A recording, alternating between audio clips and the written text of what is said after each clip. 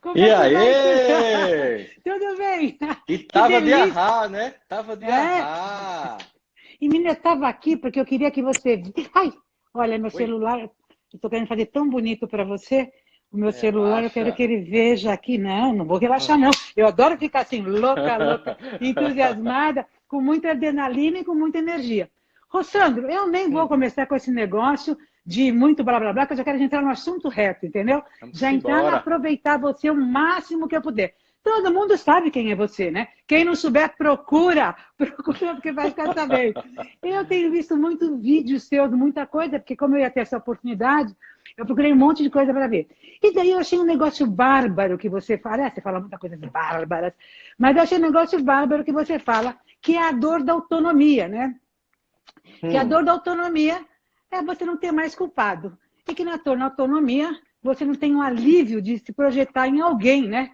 O que é um alívio muito grande. Então eu queria começar a nossa conversa falando disso, porque eu aqui na pandemia louca, eu moro sozinha, fiz o confinamento todo sozinho, 100 dias sozinho. Chegou uma hora, meu lindo, que eu não aguentei, não tem quem projetar. Você há de convir que isso é um esforço muito grande. Eu não tomo medicação, eu sou assim sem medicação. Então eu tive que criar a Eleonora Cristina. Eu não sei se você está vendo a Eleonora tô, Cristina tô aqui. vendo, tô vendo. Então, a Eleonora Joga a culpa Cristina toda nela. é lógico, ela é bipolar. Eu medico ela todo dia porque ela é louca, completamente louca.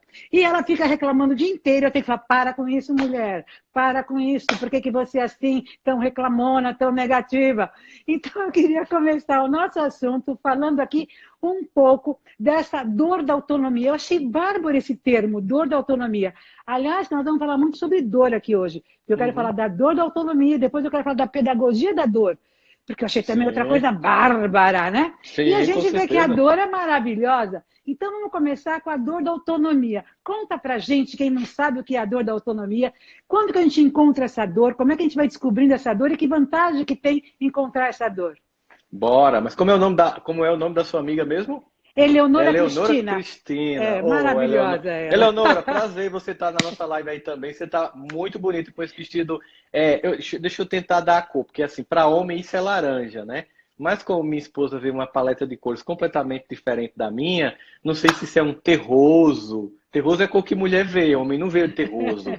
Homem vê marrom, laranja, vermelho. Que cor é a sua roupa, Tereza Cristina? Me diga. Esse seu loiro aí, olha o colar, ela tá combinando aí com você, Ela viu? tá, ela tá. Ô, Sandra, essa cor é laranja mesmo. Laranja, laranja. Eu adoro Laranja, laranja. nada de terroso. Nada de outra. Bom, Lili, é um prazer estar aqui com você, né? A gente teve a oportunidade, já admiro muito o seu trabalho, mas a gente teve a oportunidade de se conhecer numa viagem, não lembro exatamente para onde, que a gente vive viajando tanto Ai, que a gente nem gente, foi lembra num onde lugar foi. aí, foi muito. Foi em algum Ah, canto, eu sei acho que que a foi no gente. interior de Minas, foi no interior de Minas, eu acho. E a E gente.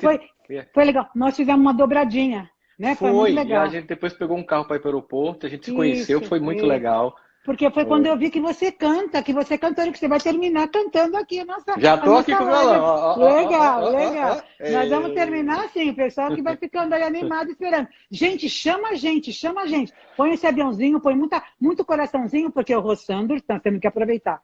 Então conta, meu lindo. Na verdade, a forma como a gente encara as emoções no mundo ocidental, que é o mundo que a gente vive, em comparação com o mundo oriental, com a Ásia, é ainda um pouco de negar os outros aspectos que nós não chamamos como agradáveis, não reputamos como agradáveis. Entre esses aspectos, significa dizer que a vida ela tem uma paleta de cores, de É, emoções, que aham, não só aquelas que a gente gosta de enxergar. Quando a gente olha para uma paisagem, tem as cores que você gosta, tem as cores que não lhe agradam, mas imagina se o mundo fosse só na tua paleta de cores, empobreceria. Então, na verdade, a variedade das emoções, o tempero da existência, está exatamente no fato de que essas alternâncias, elas inclusive nos possibilitam olhar e perceber com mais maturidade e mais proveito os aspectos mais saudáveis, mais belos da vida, ou aquilo que a gente reputa como mais agradável, como um momento bom com alguém que a gente ama, um dia que a gente está se sentindo bem, que tudo deu certo. A gente é, consegue dar o exato valor dessas coisas em contraposição aos dias é. em que as coisas não funcionam como a gente quer, que não dão certo como a gente planejou. Então, primeiro momento é que a gente entende que nesse processo eu vou aprendendo e apreendendo a vida no momento em que eu percebo que as alternâncias emocionais fazem parte dela. E se eu gastar muita energia apenas com uma tentativa infrutífera de evitar a dor, eu vou sofrer duas vezes. E aí quem já falava isso era Buda, chama de sofrimento do sofrimento. É verdade. Sofrer porque está sofrendo. Então, assim, é como um aspecto muito infantil do comportamento humano, que é negar a realidade. A realidade tem características dolorosas que não adianta eu tentar não viver essa experiência. Na autonomia da dor, eu começo a perceber que eu não tenho que responsabilizar situações ou pessoas pela minha dor, sem levar em consideração a minha cota de participação nas escolhas que eu fiz para chegar àquele lugar. Mesmo que alguém contribua, certamente houve um evento que se desencadeou a partir de mim também, esse encontro aconteceu. Um casamento, um fim de uma relação, alguém no emprego extremamente tóxico, na família, enfim. Porque se fosse uma coisa acachapante na vida das pessoas, a mesma situação, essa pessoa provocaria a mesma dor em todas as pessoas. E muitas vezes tem pessoas que reagem diferentemente. Quando eu não tenho mais a quem culpar, isso é incômodo, né? Como você estava brincando aí, dizendo que agora você não tem quem culpar, e você criou a Tereza Eleonora Cristina, para Eleonora culpar ela, né? Cristina. Afinal de contas, Eleonora Cristina. ela que suja a casa, ela que põe um monte de copo sujo na pia, que eu não sei onde Não ela é deve tanto copo isso, sujo. não é isso. E a gente fica lembrando muito daquele momento no filme O Náufrago, com Tom Hanks, um filme É. muito bonito, em que exatamente para que ele não perdesse o senso de humanidade, ele pega uma bola de vôlei da marca de produtos esportivos Wilson, coloca a mão ensanguentada, faz um símbolo de rosto humano e passa a chamar de Sr. Wilson e conversar com o Sr. Wilson. Eu acho que no segundo Big Brother, na segunda versão do Big Brother, Teve um Bambam rapaz. Bambam criou uma vassoura que ele dava o nome porque ele ficou isolado do grupo. Isso fala um pouco sobre os seres humanos. Nós temos uma necessidade profunda do outro para nos identificarmos, para sermos quem nós somos. E no momento em que a gente se sente isolado, por mais que a gente reclame da convivência com as pessoas, a gente percebe que o inferno é a ausência, não é a presença das pessoas. Que lindo. Então, a gente começa a perceber, a gente sente falta até dos abusos É. das pessoas. A gente sente falta até dos conflitos, porque nós somos o resultado da convivência entre os demais. Aliás, a formação do caráter, da personalidade, da dinâmica do ser, ela é uma relação especular, em que eu aconteço através do olhar do outro. Tem até Fernando Pessoa, num trecho poético, diz: eu sou alguém daquilo que eu quis ser e o que quiseram fazer de mim. Nesse hiato, nesse interstício de um ou outro ser, dessas demandas externas, mais a minha própria demanda, vou formando a mim mesmo, vou me construindo. Nessa pedagogia, nessa autonomia, eu não culpo mais os outros. No primeiro momento isso é desconfortável, porque toda a culpa que eu antigamente projetava volta para mim, e o ego recebe o impacto de não ter mais a quem acusar, nem circunstância, nem pessoas. Isso, no primeiro momento, é doloroso, mas no segundo momento representa autonomia. Porque eu não posso mudar a Leila, eu só posso mudar a Rossandro. Então, finalmente, quando eu entendo isso, aquela energia que eu gastava empurrando tudo para você, e que no momento dói impacto em mim, num segundo momento, eu penso, mas agora se depende de mim, sou eu grande, digamos, algoz da minha própria existência, eu posso mudar a forma como eu encaro a vida e finalmente agir com mais autonomia. Então, me fala uma coisa, quando eu comento, às vezes, com alguns amigos meus que estão em família, 100 dias confinados em família, e que eles devem estar usando e abusando de projeções, porque na hora que você está sob pressão, num cotidiano, que te tiraram num estresse que nós estamos vendo, que nós vamos falar desse estresse pós-traumático, mas também do crescimento no estresse, né? Porque a gente tem que ver o lado positivo das coisas. Mas o que seria melhor? Está fazendo confinamento sozinho ou está fazendo com as pessoas em relação à projeção? Eu acho que fazer confinamento com as pessoas, todas as opções têm ganhos e perdas. Mas eu acredito que a gente perde mais quando está só. Uhum. Porque a gente, quando está só, a gente não tem como avaliar o nosso comportamento em relação ao outro e do outro em relação a nós mesmos.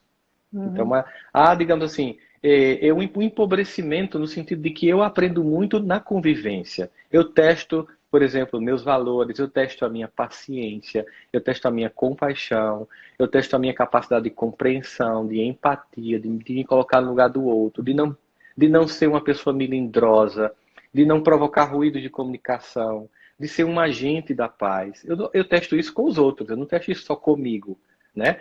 Esse teste comigo também é importante, ele é funcional, mas mais importante, mais impactante é esse teste com as outras pessoas. Então, por mais que o convívio seja difícil com as pessoas, ele é sempre mais rico. Por exemplo, muitos pais dizem assim, eu comprei esse fone novo e eu não troquei ainda os adaptadores, ele fica saindo. Tem 3 tamanhos, não consegui ainda ter tempo de trocar. O que acontece? Muitos pais já estão dizendo assim, o ano perdido o ano letivo está perdido, especialmente pais com crianças pequenininhas, de 0 a 5 anos, né? Não vou levar mais o filho para a escola, aquela coisa toda. Primeiro, lembrar que isso é ilegal, porque é falta de abandono, é abandono intelectual da criança, ela tem que ter acesso ao conhecimento. Mas acontece que a criança, ela não aprende sozinha em casa, por mais que o pai e a mãe sejam 2 pedagogos e consigam ensinar todas as matérias, eles jamais terão condições de substituir toda a provocação cognitiva que uma criança tem ao conviver com outras crianças. Jamais. Jamais 2 adultos vai provocar o cognitivo de uma criança como 50 crianças na sala e não sei quantas num pátio. Então, na verdade, a escola não é apenas um lugar de repassar conhecimento, porque se fosse assim, o YouTube tinha acabado com o emprego de todo professor. Né? E você, como eu, faz várias semanas pedagógicas em escolas, em municípios, em estados, em universidades, e sabe, inclusive é a visão que você está tendo, como a educação vai voltar com muito mais valor, porque as pessoas vão perceber que há uma importância relacional muito significativa. Então, se isso vale para a escola, também vale para a família.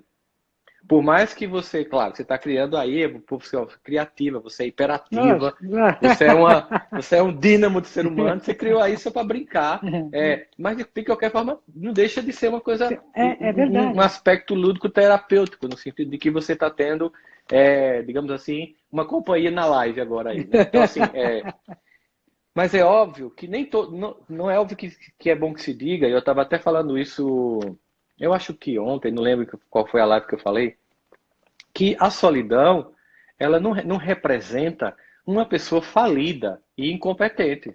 Tem muitas pessoas que estão só por vários motivos. Os filhos já casaram, foram embora, não casaram porque não quiseram, focaram em outras coisas. E não são infelizes em viver sozinhos. Mas vamos combinar que isso não é a maioria dos casos. De tudo que eu atendi em consultório, uma das coisas mais dolorosas era estar só. Né? Você fica completamente carente, você fica... qualquer pessoa que chega, que dá um pouquinho, você pula logo em cima porque você está com muita demanda, a pessoa se afasta, você está tão carente que termina afastando mais e mais pessoas porque você pede demais de uma pessoa só. Você tem que ocupar o espaço dessa falta de pessoas com muitas coisas que chega um tempo que esvazia, porque nós somos feitos num projeto de Deus para conviver com os outros. Então, a gente também precisa do momento de solidão, mas que ele seja algo pontual, não uma coisa contínua. Eu entendo. Você sabe que eu não escolhi passar o confinamento sozinha. Aconteceu o confinamento. Se eu soubesse que ia ficar 100 dias assim, provavelmente eu teria me organizado de outra maneira. Mas a vida sozinha, muita gente tem e escolhe porque viaja muito, porque tem uma profissão, porque a pessoa, enfim, não quer dizer que ela é uma solitária e tem solidão. Exato. Mas o que eu estou achando interessante, que eu queria saber o que você acha disso, é porque eu tenho feito muita live, eu faço muitas reuniões, eu estou criando negócios, fazendo coisas que eu não imaginava que era possível fazer online. E, inclusive, a convivência com a minha família está muito mais forte do que quando era presencial. Porque a gente valoriza quando a gente está. Então, a gente tem um encontro semanal com os netinhos, com todo mundo. Fizemos um aniversário de 1 ano. E o que eu queria dizer para você é o seguinte, é que eu estou sentindo uma sensação, eu não sei, eu queria saber se é carência ou se isso é científico, né? Eu até estava procurando cientificamente. Eu sinto, quando eu vou dormir de noite, no domingo, que é o dia que eu encontro com a minha família, tal, que a gente se reúne toda a família, no Zoom, quando eu vou dormir, afetivamente, internamente, eu sinto uma sensação de que eu tive com eles, de prazer, de memória afetiva. Na minha cabeça, não sabe, é diferente se foi online ou se foi presencial. Eu estive com a minha família, eu vi os netos, eu vi eles estão balbuciando, eles estão começando a andar. Então, eu tive aquele convívio, que a gente fica 2 horas ali, que a gente conversa muito mais do que quando a gente sentava numa mesa, que um pegava um celular, o outro pegava uma outra coisa. Agora não dá para pegar o celular, porque o celular está todo mundo usando para ficar no Zoom. Então a gente está ali conversando, né? E todo mundo falando. Eu tenho um filho que é solteiro, que é mais jovem, e as outras que são mais maduras, e ele sempre ficava meio de lado. E agora não, está todo mundo junto. E eu falei assim, que coisa, mas a memória afetiva que fica é uma memória de encontro, de prazer, de estar com eles, né? Eu até me sinto abraçada, me sinto tocada, embora eu não fui tocada fisicamente. Então, eu queria que você falasse um pouco disso, porque eu acho que a memória afetiva é o que é mais importante, não? Veja que ironia, né, Leila? A gente.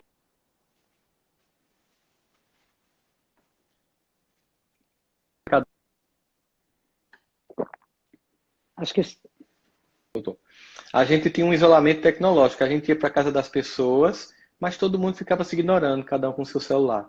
E agora a gente está é, usando esse mesmo equipamento, é, como você falou, para estar mais junto. Então, eu quero que, eu desejo, né? Eu desejo que esse comportamento permaneça, que a gente entenda o quão foi importante viver, o quão doloroso foi a ausência, para a gente valorizar mais a presença quando a gente voltar a conviver com os outros pessoalmente.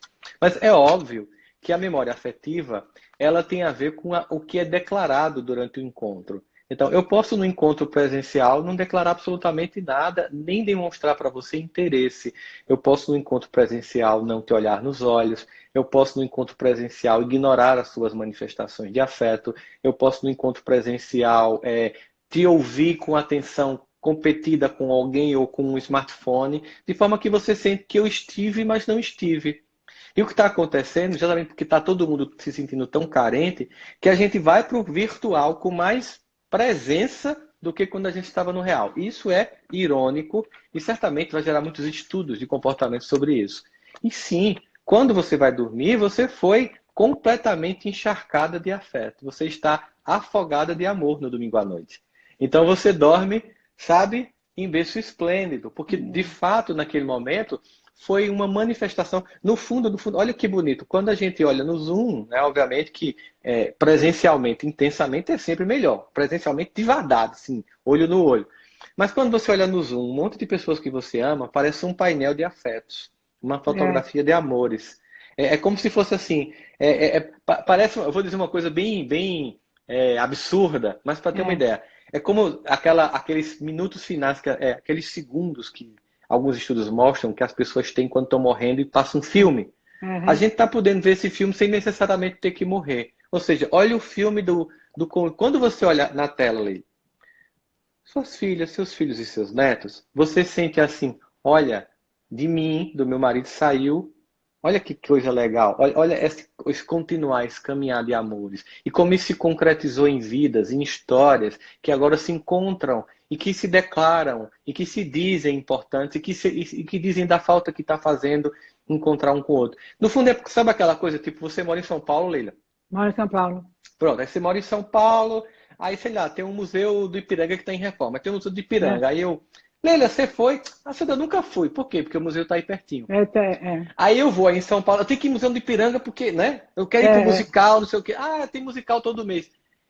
Mas aí quando a gente tinha, a família estava o tempo todo à disposição. E agora a gente viu que não é bem assim. Aí a gente é. valorizou esse encontro. Quando as pessoas fazem investigações científicas sobre o que a memória arquiva apenas em pensar em fazer, por exemplo, fizeram pesquisas sobre pessoas meditando, É. freiras beneditinas, monges budistas, e perceberam que o estado alterado de consciência na prece, na oração e na meditação é como se fosse mais real do que a realidade vivida. Uhum. E quando uma pessoa pensa em fazer o bem, ela já é inundada de endorfina. Então é óbvio que fazer uma live no Zoom com um monte de gente que você ama só pode ser assim uma dose cavalar de afeto. Né? Eu acho que é como a gente que gosta de dar palestra, a gente que gosta de fazer workshop, de passar as coisas para os outros. Eu tenho o mesmo prazer, a mesma adrenalina, a mesma coisa que eu tenho. Embora eu não estou vendo, eu não estou tocando nas pessoas, mas eu estou ali percebendo que elas estão ali, que estão sentindo, eu vejo as carinhas delas. Vem cá, eu gostei muito dessa coisa que você falou, da pedagogia da dor. E eu fiquei encantada, porque eu falei, nossa, que sacada, né? Porque pedagogia da dor me caiu tão bem isso, né? Eu queria que a gente comentasse um pouco aqui. Porque daí você falou uma coisa maravilhosa. A dor forja a competência. Falei, gente, eu tenho que escrever isso, porque é demais essa frase. A dor obriga ao recolhimento. A dor reorganiza. E eu acho que tem muita gente que não está sentindo essa dor desse momento. Porque eu acho que nós estamos vivendo um momento que nós somos protagonistas da dor e do amor desse momento que nós estamos vivendo. E é protagonizar, nós estamos criando, nós estamos vivendo. Não tem experiência do passado, não sei o que vai ser depois, mas eu sei o que é agora. Agora eu sou protagonista da dor e do amor desse momento. Então, quando você me fala da dor desse jeito, eu acho legal de falar, porque quando a dor é assim, a dor é vida, é vista como reorganizar, é vista como crescimento, você não tem o sofrimento. Porque o sofrimento é quando você não consegue dar sentido na dor, não é isso? Foi isso que eu entendi, eu fiquei encantada nisso, né? Eu Não, achei não, que... não é que não tem o sofrimento, sabe, Leila? Tem o Ah, sofrimento, só que ele não se perde por si só. Ele não aham, fica só nisso. Porque quando eu aprendo com a dor, eu não ah, volto a sofrer. Quando eu não ah, aprendo, a lição vai ter que ser repetida. E aí a dor vai se repetir várias vezes. No momento em que eu aprendo, em que eu ganho pedagogicamente, em que eu olho não somente para. Não é negar o sentimento. Quando está ah, doendo, a gente chora, a gente pede ajuda, a gente busca socorro, a gente se tranca. Sabe a música de Guilherme Arantes? Eu queria estar no escuro do meu quarto, à meia-noite, à meia-luz, daria tudo para o meu mundo e nada mais, um modo de esquecer. É a dor, é a perda, é o luto, é a angústia.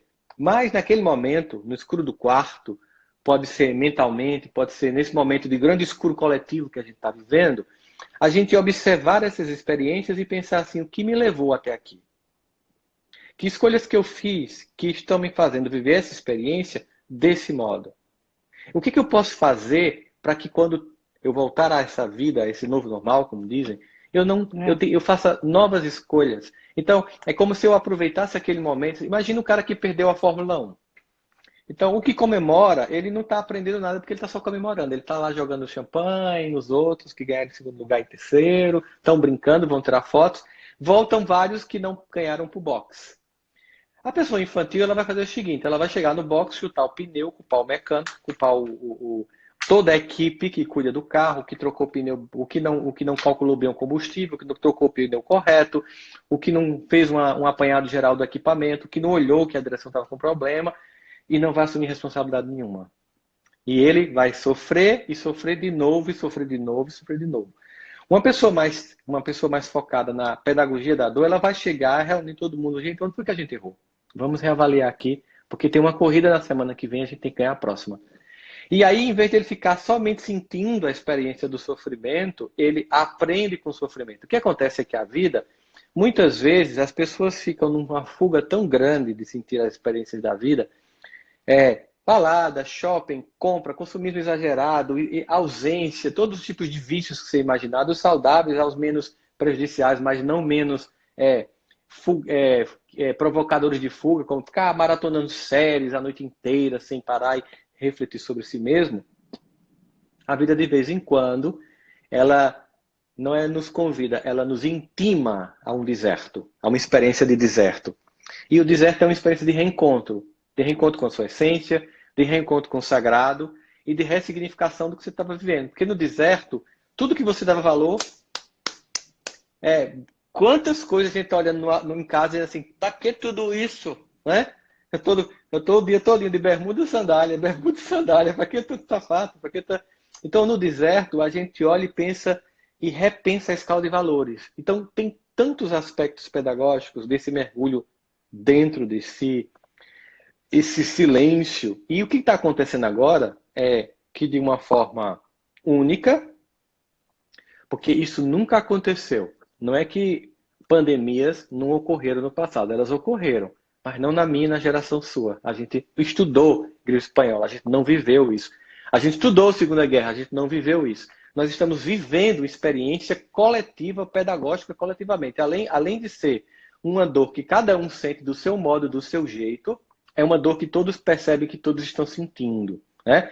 Então, assim, é uma experiência que tem um aspecto de ganho coletivo e individual, e que é uma experiência dolorosa, mas que também traz muito aprendizado. Por exemplo, alguns estudiosos já mostraram que só em termos de aprendizagem tecnológica, nos últimos 3 meses, a gente aprendeu a dominar tecnologias que levaríamos 5 anos para conseguir fazê-lo.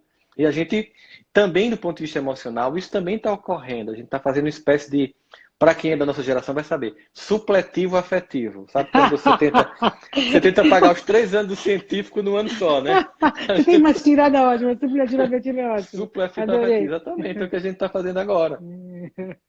Gente, eu quero que vocês, quando for 9h30, vou procurar uma pergunta aí, se alguém quiser uma pergunta bacana para mim fazer para o Rossandro. Porque justamente, nós estamos fazendo uma live ao vivo. Tem um monte de gente aqui, tem 870 pessoas, olha que lindo, Rossandro. E daí é o seguinte, se alguém quiser fazer uma pergunta bacana, eu faço para o Rossandro, que eu tenho depois uma outra pergunta, porque nós vamos falar de mulher poderosa. Ele fala sobre essas mulheres poderosas de um jeito tão bacana, que nós vamos ver o que é submissão, o que é doçura. Eu quero aprender doçura. Mas antes disso, nós vamos entrar numa pergunta, assim, como se diz, mais íntima, do Rossandro. Afinal de contas, você aceitou vir no meu close. Quer dizer, uma pessoa que aceita vir no close de Leila Navarro, no close de Leila Navarro. Eita, meu Deus, o que será que vem aí, meu Deus do céu? Tem que ter coragem. Então, Rossandro, eu não sou assim, psicólogo como você, uma pessoa assim maravilhosa, tão estudada com todas essas coisas, mas eu criei a sessão limão. E eu acho que a gente tem que ensinar as crianças logo cedo a fazer limonada. Eu quero perguntar para você, qual foi a maior limonada que você fez na sua vida? Aquela que você falou assim, gente do céu, isso aqui não tem saída, não tem jeito. E daí tu fez uma limonada, que tu deu uma volta por cima, que tu deu um show, que até hoje você lembra dessa limonada. Sabe quando foi? Eu tinha 16 anos. A que eu acho mais impactante por causa da idade que eu estava, né? Eu trabalhava num jornal aqui na cidade e eu era montador do jornal.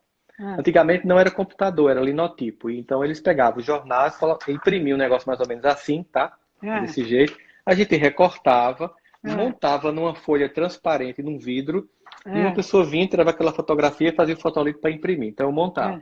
O jornal estava mudando de lugar e eles botaram as mesas assim em ordem.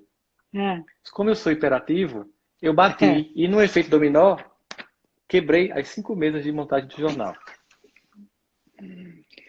E aí fui lá, olha, eu pago do meu salário, vai descontando. Era só os vidros, no fundo só quebrou os vidros.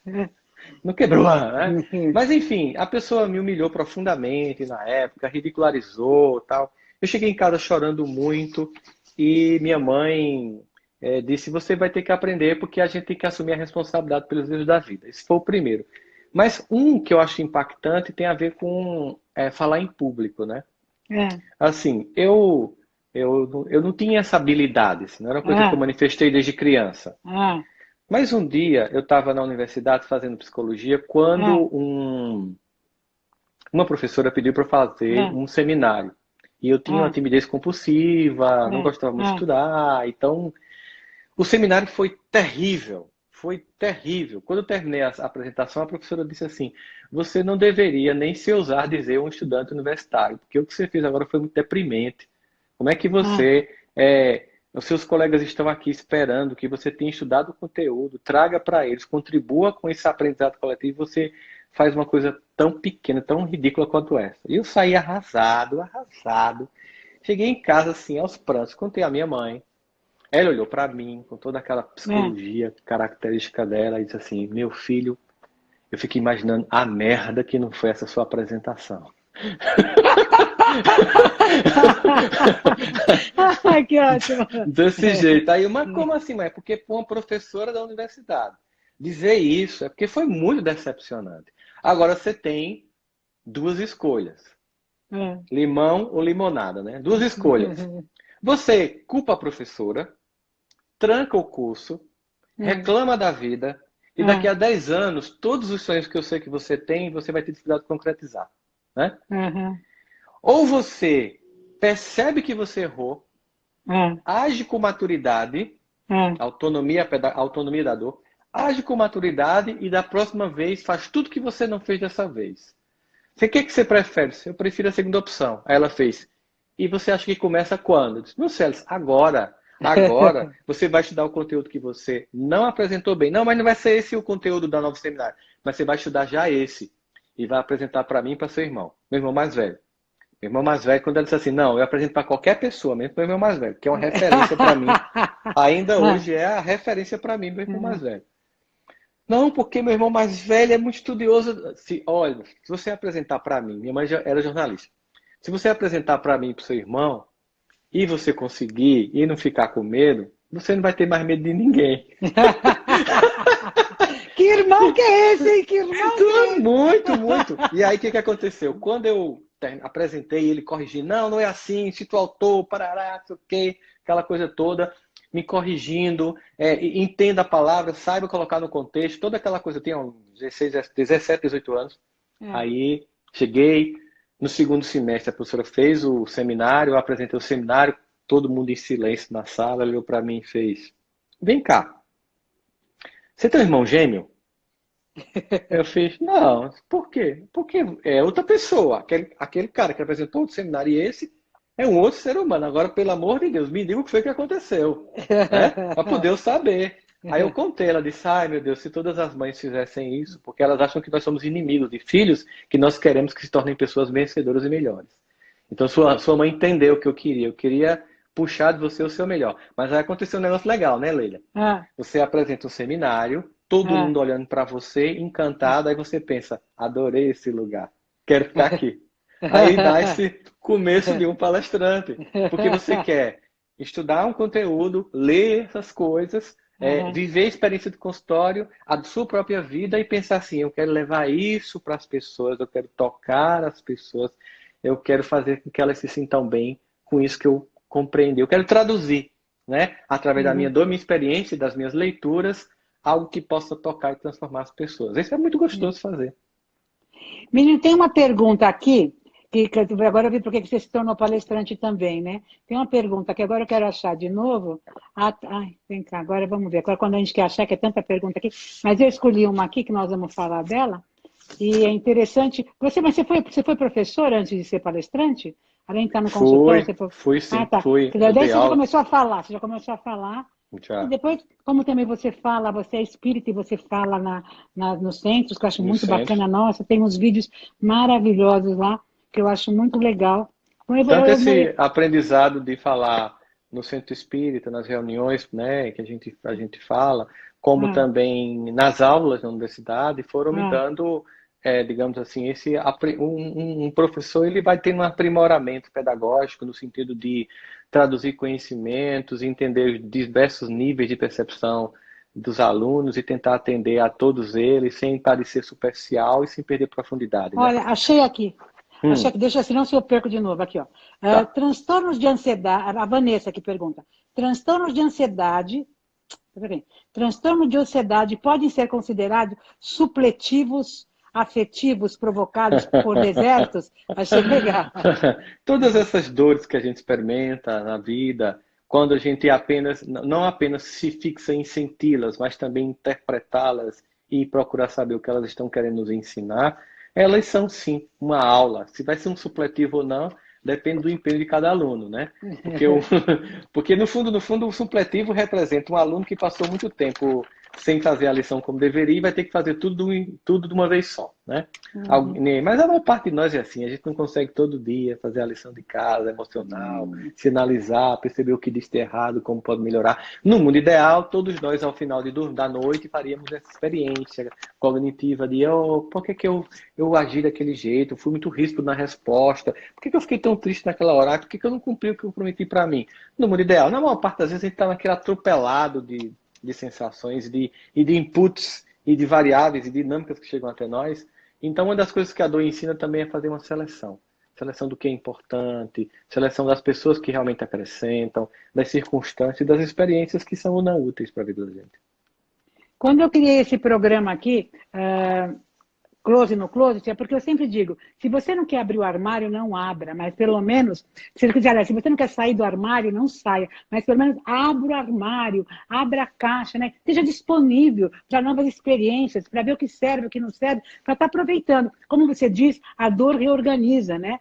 A dor é um momento tão maravilhoso de a gente se encontrar com a gente mesmo, de a gente se conhecer, de a gente se buscar, né? Se encontra consigo mesmo. Eu acho isso uma coisa maravilhosa. Então, quando a gente vê isso, a gente começa até a perceber que, nossa, Deus caprichou nessa, né? Colocar a gente 100 dias dentro de casa. Eu falo, gente do céu, eu acho que eu digo assim, a gente estava correndo tanto que o corpo está na frente e a alma aqui. Quando Deus parou o mundo, a alma se encontrou com o corpo. Porque todo mundo que eu encontro hoje, todo mundo está com uma consciência maior, com uma percepção maior, com uma clareza. Não é possível você ficar 100 dias dentro de casa, sair da sua rotina, de repente, o mundo inteiro, e não acontecer alguma coisa aqui dentro, de maneiras diferentes, de níveis diferentes, de profundidade, de religião, não importa, mas está tendo uma mexida muito importante. Então, gente, nós não vamos ficar, ficaria a noite inteira com ele aqui. Mas eu quero falar de um assunto, como tem muita mulher que são minhas seguidoras, e tem muita mulher aqui que eu estou vendo, nós temos que falar desse assunto. Então, esse tema da dor, que eu achei ótimo, que é a pedagogia da dor e a dor da autonomia, você encontra fácil, tem vários vídeos disso. Aliás, como você tem vídeo na internet, maravilhoso. Não, e quanto conteúdo maravilhoso, meu lindo, você é maravilhoso. A gente está todo mundo agradecendo aqui, você é uma bênção, muito obrigado. Agora nós vamos falar desse assunto que eu quero. Ai, gente do céu, porque quando eu me chamo de poderosa, que eu acho que todo mundo é poderosa, eu chamo de poderosa, porque para mim poderosa assim, é o poder da escolha, de querer ser feliz ou não, de querer aprender ou não, de querer mudar ou não. Então, eu acho que todo mundo é poderoso por causa disso. Mas o conceito de mulher poderosa não é esse, o conceito é outro. E daí, quando eu vi você falando, eu falei, gente do céu, é isso mesmo, né? Porque a gente só fala, os homens têm medo, e não tem mais homem, que não sei das quantas, essa confusão toda. Quando eu vi você falando da doçura, e aquela explicação que você deu, que eu quero que você dê aqui para as minhas companheiras que estão todas aqui, e que existe essa discussão, né, entre a gente, da doçura, e que doçura não é submissão. Eu achei que você deu uma explicação tão maravilhosa, você me mostrou de um olhar tão bacana, né? Coisa tão simples, você falou de gente tão simples, mas que a gente não consegue ver como é que o homem enxerga, como é que o homem vê. Então, gostaria que você contasse para nós aqui como é que é o olhar do homem para essa mulher que pode se desenvolver, que pode crescer, que pode tudo. Mas, se ela quer se relacionar com o outro, ela tem que perceber o outro também, né? Hoje em dia é muito complicado falar disso, porque essa palestra que eu fiz faz muito tempo, sabe, Leila? Acho que ela tem uns 12 anos, se brincar. Nossa, ou mas mais. Nossa, é verdade? Mas então É você está com a verdade. mesma cara, você não envelheceu nada? Não, mas não, é sério. Ela tem 12 anos ou mais. E assim, tem coisas que eu não diria mais. É natural. Mas agora que nós estamos aqui, sabe, nesse programa, ele tem esse. Não, ele mas ele entendo mexe o com que eu estou essas querendo coisas. dizer. É porque, assim, de lá para cá, foi se adensando uma discussão que eu reputo extremamente justa, de que o homem não pode falar da mulher porque ele não é uma mulher, não está no lugar da fala dele. Tá? Então, assim, eu respeito demais isso e eu comecei a ouvir mais do que falar sobre o tema. Naquela época, eu apenas disse o seguinte, que na minha experiência do consultório, eu percebia que muitas vezes algumas mulheres confundiam doçura como submissão.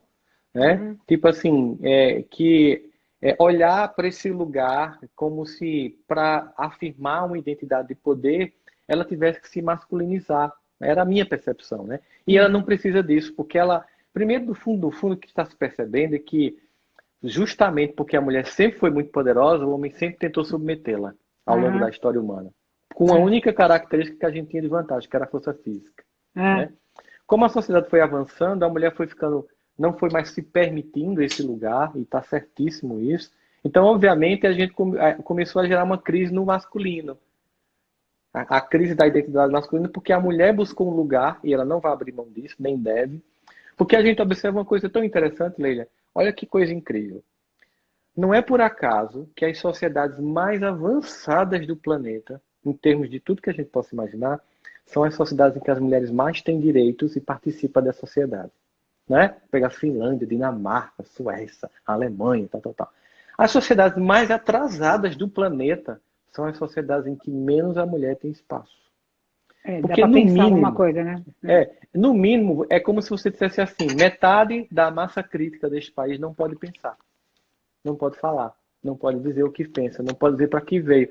É um desperdício intelectual, é um desperdício de visão de mundo, porque não é só um desperdício intelectual qualquer. É um desperdício intelectual de um ser que vê sob uma perspectiva que o masculino não enxerga. Não é somente calar metade da população, é calar metade da população que pensa de um modo completamente diferente, dinâmico e que acrescenta. E quando você conjuga, você tem uma força muito grande. Então, basicamente, o que eu disse naquela época, e que, como eu te falei, eu mudaria muitas coisas, é isso assim, é observar que nunca as características da mulher, que foi colocada como incompetência, fragilidade, nada disso tem sentido. Foi uma narrativa criada para tentar menosprezar e diminuir. E hoje em dia, as mulheres percebem que podem ser completamente doces e nunca submissas e jamais perder a capacidade de se empoderar, de mostrar para que vieram, né? Você veja assim, que imagine se a gente morasse num país em que mulheres não poderiam falar, a gente não conheceria Lena Navarro, né? Mas, Imagina aí. mas você sabe que eu dou glória, eu viajo muito, conheço muitos países do mundo, e países orientais, onde a mulher tem um outro papel, mesmo na Índia, no Tibete, no Nepal, né? Enfim, que elas têm uma. Você vai na rua, você só vê homem na rua, você fala, gente, mas onde é que estão as mulheres? Em casa, né? Então, e daí, assim, é uma coisa que pra gente que está aqui no Brasil, que tem tanta liberdade, a gente não avalia isso, né? O quanto. Uhum. Nossa, se eu estivesse em outro país, né, eu não seria quem eu sou. Então, eu dou glórias, eu acho que nós temos. Falta muita coisa, nós temos muita liberdade, nós conseguimos fazer coisas. Mas eu acho que no fim, eu achei bacana, porque no fim, nossa, o que você me traz é que a mulher está buscando o lugar dela, está aprendendo isso, e que o homem também tem que aprender esse lugar. Quer dizer, o homem também está em crise existencial de saber Tá, como é tá. que eu lido comigo. Eu acho que primeiro nem é lidar com o outro, primeiro é lidar com ele mesmo. Porque eu acho que Mas essa coisa de reflexão, de autoconhecimento, de voltar para dentro, é uma coisa que não era muito do homem. O homem eu queria fora, né? Mas é, dentro parecia que ele já nascia você sabe resolvido, que eu, né? eu via muito assim, eu via e ainda vejo muito, né? Por exemplo, a mulher, ela torce pelo sucesso do marido, por exemplo. É, Mas a recíproca nem sempre é verdadeira. A mulher encara a vitória dele como sendo da família. O homem encara a vitória dele como sendo contra ela, como sendo contra ele. Não é uhum, engraçado? Por isso que os homens, esses mais fragilizados, esses que têm uma visão completamente tóxica, a é, chamada masculinidade tóxica e misógina, eles é, querem diminuir para se sentir grandes. Em vez de querer aham. crescer junto, eles querem apagar a pessoa, né? Então, acho que está mudando. Como você falou, tem realmente muitas conquistas a serem feitas. A gente está vendo aí o aumento da violência contra a mulher em casa nesse momento. Assim, infelizmente, ainda está tendo muito isso. Não só aqui, em vários países, né, da Europa, inclusive. Então, assim, é importante a gente estar sempre vigilante, porque tem muitas coisas ainda a serem conquistadas. Agora, a gente tem que fazer uma pergunta que todo mundo faz. Qualquer lugar que você vai ser entrevistado do mundo vão te perguntar isso. E me fala uma coisa, como é que você acha que vai ser a volta, né? Se é que vai É o ter novo volta. normal. Como é que vai acontecer o novo normal? Como é que vai ser? Eu acho que ninguém sabe nada, né? Mas é bom te perguntar, como é que você vê? Como é que você vê essa volta, esse novo normal, a gente voltar para uma vida com menos restrições do que nós temos agora, que acho que vai acontecer, né? Sim, acho que a história ela nos ensina muito. Fazendo uma retrospectiva do que aconteceu nas pandemias anteriores, no pós-guerra, a gente percebe que depois de um rescaldo de muita dor, que não tem só dor durante o evento, tem dor pós-evento, né? O que você chamou também de estresse pós-traumático, vai ter no coletivo. A gente ainda vai ter muitas dores que vão se desdobrar desse evento que a gente está vivendo ele agora. Mas o que a gente percebe no que aconteceu nas outras pandemias? É que a sociedade se aprimorou. Então, tecnologias foram inventadas, houve um avanço e um aprimoramento dos processos, das relações internacionais, houve uma revisão da higiene, dos padrões de higiene. A cada nova pandemia, aumenta-se a capacidade de cuidar, de ter mais delicadeza, de perceber o lugar do outro. Eu não crio uma sensação de romantizar, de que a gente vai voltar, todo mundo transformado, cantando Imagine, de mãos dadas e tal, e lindo na praça, não. Hum. Né? Tem gente que vai voltar tão egoísta como sempre foi, que não vai ter aproveitado um dia desse convite e intimação de Deus para poder repensar a própria vida. Assim que abrir o primeiro shopping, vai comprar uma bolsa de 50 mil para se sentir importante. Vai ter gente que vai voltar do mesmo jeito que entrou. E é uma pena para a pessoa, porque ela perdeu um supletivo fantástico que a vida chamou para fazer, né? Mas eu também acredito que muita gente vai repensar muito e vai voltar reavaliando os valores. Tem gente que vai perceber assim, no fundo, como a gente precisa de poucas coisas para ser feliz. Você vê que você me diz assim, Rossandro, o que me deixa aconchegada é um encontro de Zoom com minha filha de 2 horas. Não é tipo assim, ah, não, Rossandro, é porque mesmo na pandemia fecharam um contrato para mim, massa de palestras. Não, isso é bom, profissionalmente é legal. Não, o que te faz se sentir aconchegada, né, assim, inundada de afeto, é uma coisa que é de graça, que é família. Então, assim, a gente às vezes estava buscando tantas coisas que a gente já tinha. Eu acredito que muita gente vai passar por esse aprendizado e vai ficar. E se aumentar o volume, o pilotão das pessoas despertas, eu até brinco nas lives que tem um grupo dos despertos, pessoas que se buscam, que se pensam, que se repensam, que se transformam. Tem a multidão dos que dormem e tem o grupo dos espertos, né? Então a gente tem que aumentar o grupo dos despertos para ter a força dos espertos para acordar os que dormem. Mais ou menos essa é a dinâmica. Que bom. Adorei, essa é boa. Vou usar também, hein? Vou aproveitar. Gente, muito bom. Despertos, espertos e os que dormem. Muito bom. Agora vem cá, mais uma pergunta que a gente quer saber do Rossandro Pessoa, Rossandro, esse ser humano que é como todos nós, que sofre, que ama, que aprende, que ensina, que é terapeuta, que é filósofo, que é espiritualista, que é tudo, né? Me diz uma coisa, o que você não morreria antes de fazer? Tem uma coisa nesse... Porque eu acho o planeta Terra maravilhoso, né? Dizem que é o melhor planeta da nossa galáxia. E assim, se a gente está vivendo aqui, deve ter algumas coisas assim, que eu tenho a minha, né? Aquela coisa que fala assim, gente, eu não morro antes de fazer isso, ou de conhecer isso, ou de tocar nisso. O que é alguma coisa que você, para você, fala assim, não, antes de morrer, eu tenho que experimentar isso, eu tenho que fazer isso, eu tenho que, enfim, vivenciar isso. Lina, eu tenho muitas coisas que eu quero fazer, né? Mas eu te digo que se hoje eu morresse, eu fui muito mais longe do que onde eu imaginei. Que legal. Eu só teria gratidão. Gratidão por todas as experiências, gratidão pelas pessoas fantásticas e que mudaram minha vida e minha trajetória que Deus colocou no meu caminho, especialmente a minha família, meus amigos muito especiais que eu tenho. Gratidão por todas as dores que foram muito sofridas, mas que eu passaria por elas novamente para poder me tornar quem me tornei.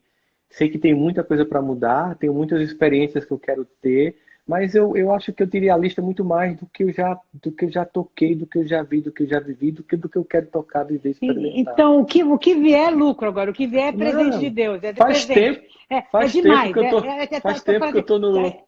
Você fala assim, gente, eu tô no lucro, faz tempo que eu tô no lucro. Você está no lucro faz tempo. Que legal, que coisa boa. Agora, gente, vocês não sabem a música que ele escolheu para cantar pra gente. A letra da música é maravilhosa, né?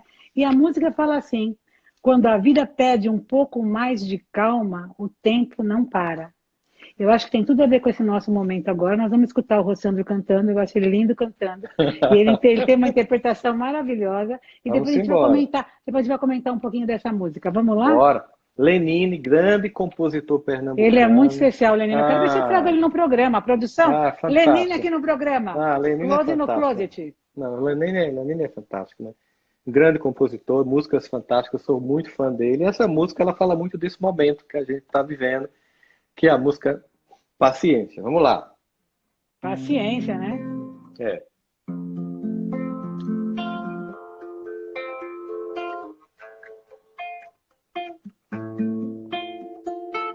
Espera aí que tem que ter esse negócio aqui que não tá dando certo. Não. Ele ensaiou, ele falou que ensaiou a semana toda. Ensaiou só hoje, uma vez. Tentei, Leda, mas não consegui, mas vai sair.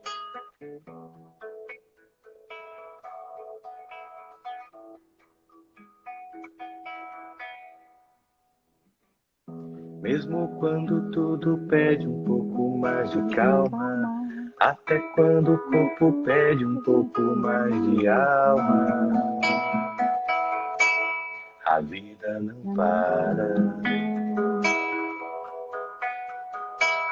Enquanto o tempo acelera e pede pressa, eu me recuso, faço hora, vou na valsa. A vida é tão rara. Enquanto todo mundo espera a cura do mal e a loucura finge que isso tudo é normal, eu finjo ter paciência. O mundo vai girando cada vez mais veloz. A gente espera do mundo e o mundo espera de nós. Um pouco mais de paciência.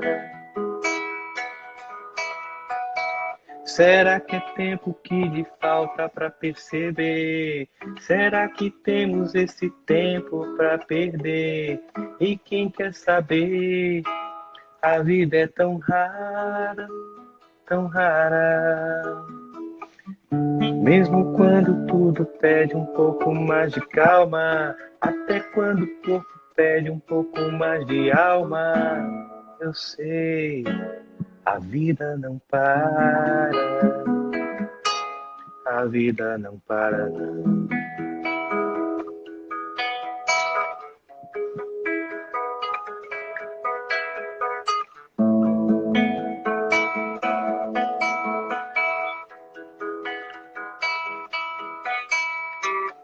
Será que é tempo que lhe falta para perceber? Será que temos esse tempo para perder? E quem quer saber? A vida é tão rara, tão rara. Mesmo quando tudo pede um pouco mais de calma, até quando o corpo pede um pouco mais de alma, eu sei. A vida não para, a vida não para, não.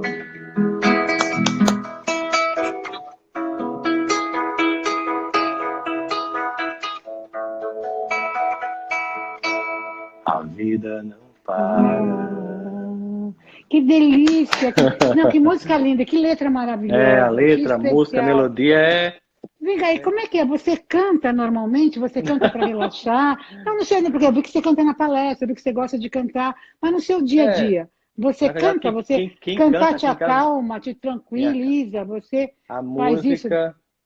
A música me acalma, a música muda meu estado mental. E eu casei com uma cantora, né? Aqui quem canta mesmo... Ai, não sabia que ela é cantora. Minha esposa, ela é cantora, profissional. Tá aqui, essa princesa, olha aqui, olha aqui. Nossa, que linda! Ai, gente, olha, que legal essa foto, tá bonita essa foto. É, então, mas ela, não sabia. Ela é cantora mesmo, profissional, tem banda e tudo, né? Eu componho algumas músicas, eu gosto de cantar, tal. Tem umas novidades que tem por aí pela frente, aí tem uns negocinhos que a gente tá pensando em fazer, mas é mais nesse sentido mesmo, de valores, de aquilo que eu falo também. Eu gosto de compor algumas músicas, algumas pessoas já gravaram músicas, entende? É muito nesse sentido. Mas você tem algum outro hobby, além de cantar? Você faz alguma outra coisa? Porque você é uma caixinha de surpresa, estou vendo. Não, assim, eu não tenho hobby, não, assim. Eu vou dizer uma coisa que eu gosto muito de fazer. Eu gosto de assistir série de TV e filme bom, assim, que acrescenta. Ler livros bem convenientes, assim, que mexem, que me tira do meu eixo, que me deixa assim, caramba, tem que repensar. Eu até peguei... Eu comprei 3 ontem, assim, que eu acho muito legais, assim, porque, inclusive, esse cara aqui, ele criou aquele livro O Demônio da Meia-Noite, né? Que é o Aldous Solomon. Eu fui no Shopping Abril ontem, depois de quase 3 meses, e esse livro, ele faz um apanhado sobre a pais, filhos e a busca da identidade. Aí são pais que têm filhos que têm autismo, filhos que são surdos, que estão cegos. Comprei esse outro aqui que também acho muito fantástico, que é O Jeito Harvard de Ser Feliz, né? Que é o curso mais buscado em Harvard hoje, e sobre agilidade mental para nós dois que somos hiperativos, eu acho que vai ajudar. Vou tomar nota. Gostei das suas dicas. Já temos dicas de livros aqui. Agora, para finalizar essa live, eu vou fazer uma pergunta, porque daqui a pouco o Instagram vai mandar a gente embora. É uma pergunta bem rápida, bem aquela assim, bate e volta assim, né? Me diz uma coisa, se a sua casa estivesse sendo incendiada e você pudesse salvar 3 coisas, o que você salvaria? Coisas. Coisas. Eu salvaria as fotografias da família. Eu salvaria os livros. E eu salvaria o violão. Que legal. Ô, Sandra, adorei conhecer você um pouco mais de perto. Eu sou uma admiradora sua, mas tem um monte de gente que te admira. É só gente falando assim, ele é maravilhoso, eu adoro as palestras dele. Continua assim, porque você... Gente, você tem esse dom, você tem essa possibilidade, essa facilidade, você acaba falando o que a gente precisa ouvir. E eu ouvi você falando de vários temas, você tem uma diversidade de temas maravilhosos, e eu me encanto com você. Bem-aventurado você com tudo que você veio, que está usando tudo que você tem para usar. Muito obrigada por ter passado a minha live. Você sabe que você é uma pessoa que inspirou e inspira uma geração de palestrantes nesse país, né? Eu lhe vi aqui, ó, em Campina, na adolescência, numa palestra da Unimed, você tinha 2 personagens aqui no ombro, né? Eu falava com ele. Ó, quando eu estava pensando, você já estava lá dando cambão aí no mundo. Parabéns, Deus te abençoe ricamente também, tá? Obrigada a você, obrigada a todos vocês que acompanharam a gente. Continue me acompanhando aqui no Close e no Closet, porque vem muito mais coisa por aí, tá bom? Com Obrigado, certeza. valeu, até a Um próxima. beijo. Até mais, gente. Beijo, Obrigado tchau, pelo tchau. carinho.